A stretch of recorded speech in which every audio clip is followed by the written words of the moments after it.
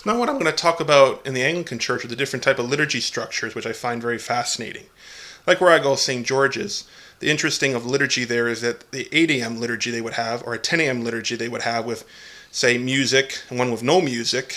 Let's say the one with no music, they use the Book of Common Prayer, or sometimes they use the Book of Alternative Services, 1962 liturgy, which is more traditional. And then usually with their one with music, they use either with pipe organ, or sometimes they use the Book of Alternative Services, more modern English instead of Old English, depending if you go 1662 Book of Common Prayer. And with Broad Church, it tends to be more like a, how do I put it, more Broad Church tends to be more, less with ritual, but more with ritual, but not, like sort of middle ground. Where Low Church usually more morning prayer or evening prayer if they wanted to with liturgy.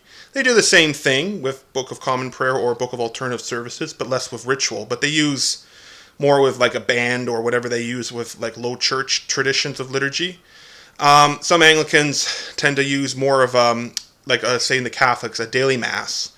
They will have a noon Wednesday Eucharist service or liturgy on a Wednesday at noon. Some churches have started doing that, or maybe in the morning, or sometimes morning prayer if they want.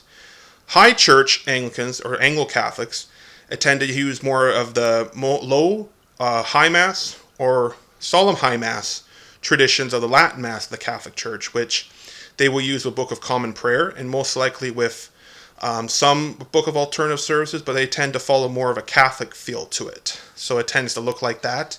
They might use morning prayer, and sometimes you might have a bigger church, they might use morning or evening prayer.